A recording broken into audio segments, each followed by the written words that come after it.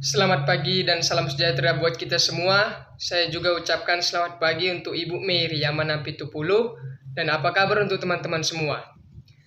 Nama saya Gideon Nababan, siswa SMA Negeri 1 Torgamba, jurusan IPA di kelas IPA 2. Di sini saya akan mempresentasikan materi biologi yaitu tentang reptilia dan aves.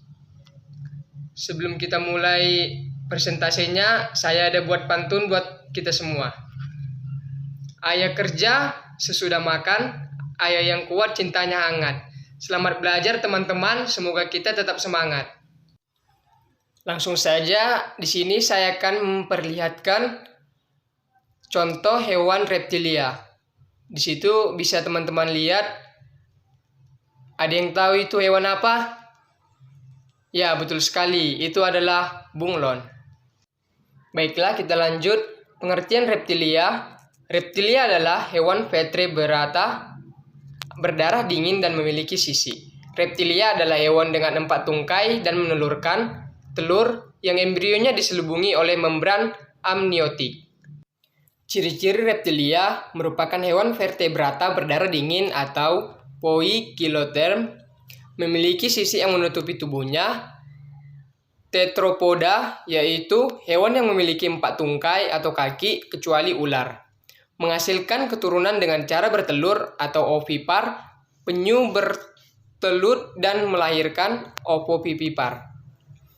Bernapas menggunakan paru-paru, tubuh terdiri dari kepala, leher, badan, dan ekor. Jantung terdiri dari 4 ruang, merupakan hewan triploblastik selomata. Tubuhnya simetri bilateral. Struktur tubuh reptilia. 1. Tubuh reptil memiliki sisi yang menutupi seluruh tubuh yang berfungsi untuk melindungi diri dari kekeringan. 2. Reptil juga memiliki kaki-kaki yang pendek disertai dengan ekor yang panjang. 3. Pada ular, alat geraknya menggerutkan otot di kedua sisi tulang belakangnya. 4. Terdiri dari 4 bagian utama yaitu kepala, leher, badan, dan ekor. Nah, ini teman-teman bisa lihat struktur tubuh reptilia. Teman-teman bisa baca sendiri apa-apa aja struktur tubuh reptil. Di sini teman-teman bisa melihat pengelompokan reptilia. 1. Testudinata. 2. Rhinchocephalia atau Sphenodontia. 3. Squamata. 4. Loricata atau Crocodilia. Testudinata. Testudinata merupakan satu-satunya ordo yang anggotanya memiliki cangkang. Cangkang terletak pada bagian tulang belakang dan merupakan modifikasi dari tulang rusuk. Fungsi cangkang digunakan untuk pertahanan dan perlindungan dari predator lain, contohnya kura-kura dan penyu. Di sini teman-teman bisa melihat contoh gambar Testudinata. Ini contoh hewannya. Itu yang pertama kura-kura dan kedua penyu. Yang kedua Rhinchocephalia.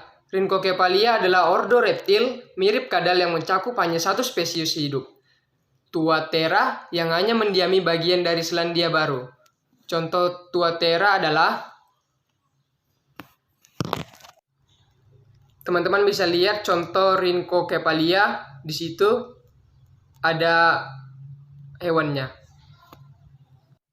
3. Squamata. Squamata adalah ordo reptil terbesar, terdiri dari kadal, ular, dan amphibis Baenia, yang secara kolektif diketahui sebagai squamata atau reptil bersisi.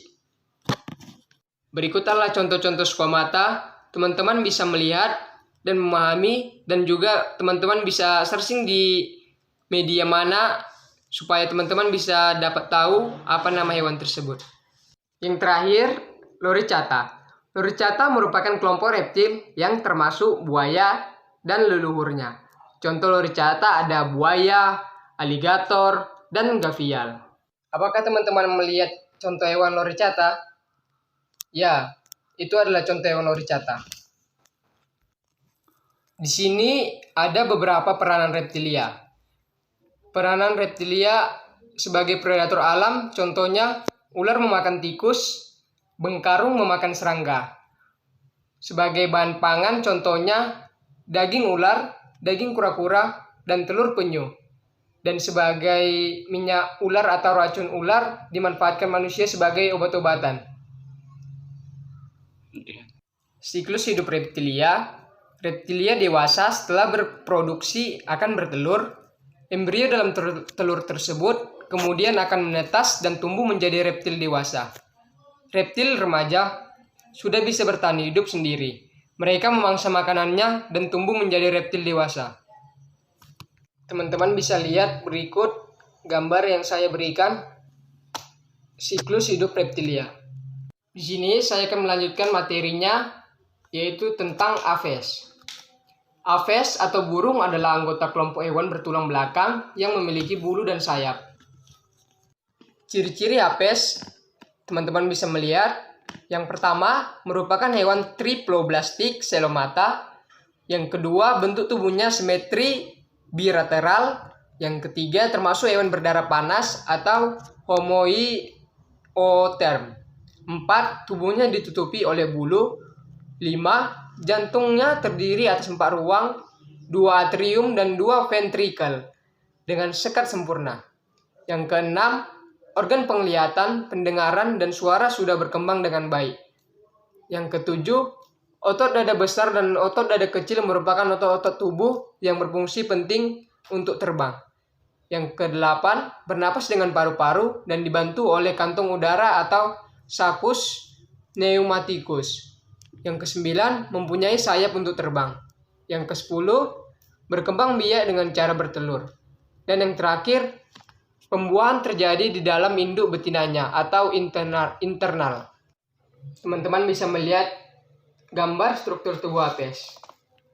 Struktur tubuh Apes merupakan tubuh Apes hampir keseluruhannya ditutupi oleh bulu yang berfungsi untuk menghangatkan tubuh, memiliki leher yang fleksibel, serta tengkorak yang berhubungan dengan condyles occipital.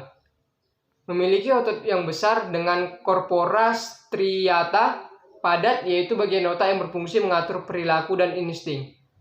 Manibula atau rahang bawah terdiri atas tulang yang kompleks serta adanya auditory ossicle, tulang pendengaran.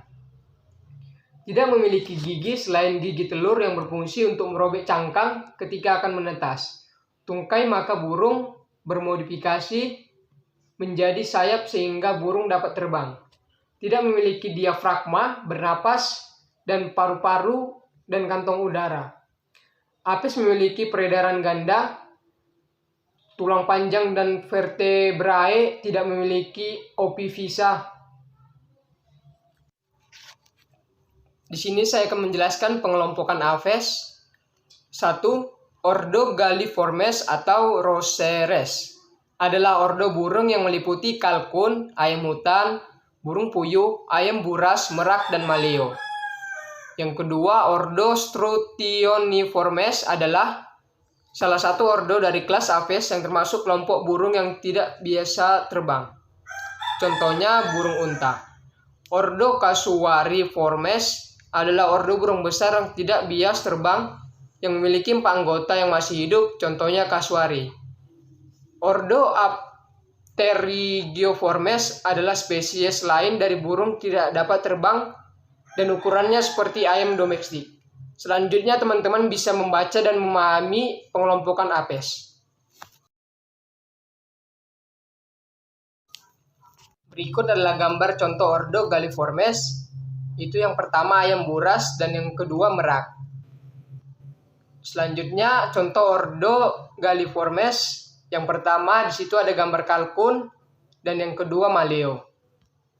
Contoh ordo Struthioniformes itu ada burung unta. Teman-teman bisa memahami dan melihat beberapa contoh ordo-ordo lainnya.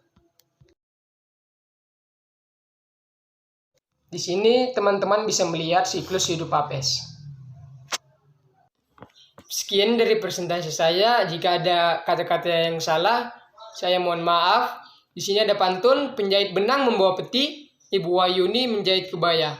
Saya pamit untuk undur diri. Terima kasih atas perhatiannya. Semoga teman-teman bisa memahami materi yang saya berikan dan semoga materi yang saya berikan bisa bermanfaat untuk kehidupan sehari-hari teman-teman.